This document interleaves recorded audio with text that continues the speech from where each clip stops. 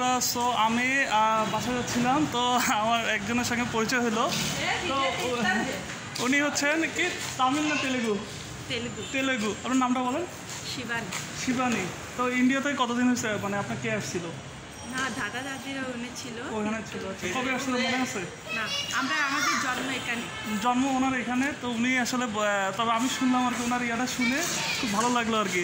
হ্যাঁ, তো একদম আপনি ইয়া করেন, আমাকে একটু তামিল ভাষায় বলেন, কারণ ইন্ডিয়াতে তো অনেকে দেখে, তো আমার চ্যানেল তো দেখে আর কি। তো এখন অনেকে তো মানে বলেন আর কি। আপনি কেমন আছেন বলেন। সমস্যা নেই, আপনি আছেন? এটা কি আপনার হাজবেন্ড?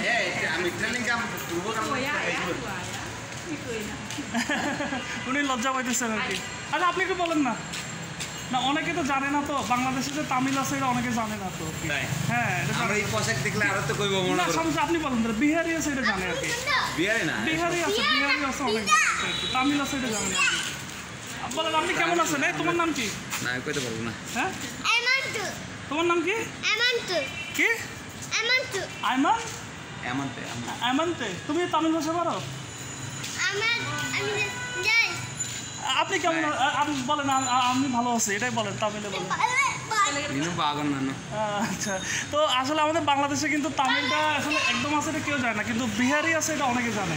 বিহারি, রোহিঙ্গা, এখন তো রোহিঙ্গা আছে, বিহারি আছে, তো তামিলটা আছে। তো নতুন একটা জিনিস, সেটা জানলাম, তো ভালো লাগলো। তো ইন্ডিয়া থেকে যারা দেখবেন তারা অবশ্যই ভিডিওতে লাইক দেবেন, কমেন্ট করবেন। আর আপনার নামটা কি? আমার নাম রাজেশ। তো উনিও তো অনেকদিন ধরে বাংলাদেশে আছে আর কি। নাম এখানে হচ্ছে আমার বাবার দাদারা, বুঝছেন, তারা হচ্ছে মনে করেন পূর্ব পাকিস্তান ছিল। পূর্ব পাকিস্তানের উপরে তারা পরে বাবার থেকে মনে চাচা, মানে এইভাবে মানে স্টেপ বাই স্টেপ। দেশভাগের সময় 47 সালে আসছিল নাকি? ওইরকমই।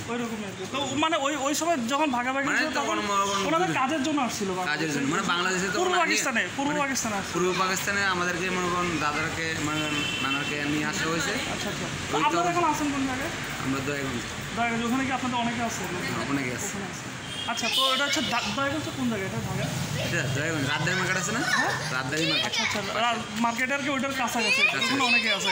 তো আপনারা যদি কেউ জানতে চান তাহলে অবশ্যই ইয়ে করবেন, আমি ইয়ে করবো। তো ঠিক আছে, সবাই ভালো থাকবেন, সুস্থ থাকবেন। আর ভিডিওটা যারা দেখবেন তারা অবশ্যই লাইক দেবেন, কমেন্ট করবেন, শেয়ার করবেন। ধন্যবাদ, ভালো থাকবেন।